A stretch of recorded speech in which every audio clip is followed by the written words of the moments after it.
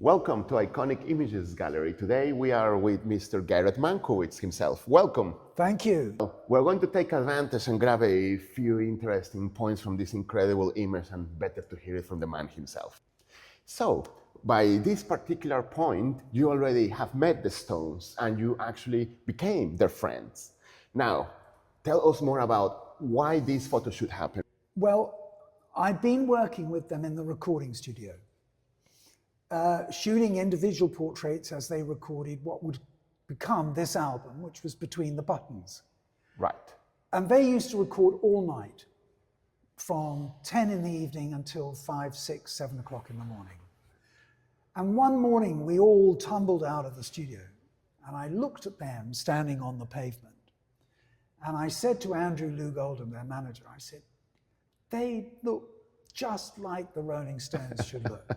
You know, they look bedraggled, they look stoned, they look hungover. They look fantastic. They look rock and roll. Yeah, absolutely, pure rock and roll. Why don't we take some pictures after an all-night recording session? And everybody agreed, and that's what we did. And for those who doesn't know, where was the studio? This was Primrose Hill. In London. In London, in North London, north of Regent's Park. And I took them on to Primrose Hill because it was the highest point I could think of. And I thought, well, it's early in the morning. Hopefully we'll get good light there. You know, that we'll get a sunrise. And that's sort of what happened.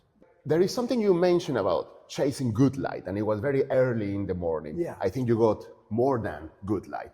But there is one thing I wonder, how do you achieve the dreamlike effect on the photography? Well, that's a filter that I made. It's glass with Vaseline on it. Wow. And black card around the edge to give you this slight vignette darkening in the corners. And I did this was a development of the filter I'd made for when I was photographing them in the studio making the album, was because I was trying to isolate them from the rather confusing background of the studio. So I was using this filter to try and isolate them. And then I applied it to this shoot, which I hoped was going to be the album cover. And it worked fantastically.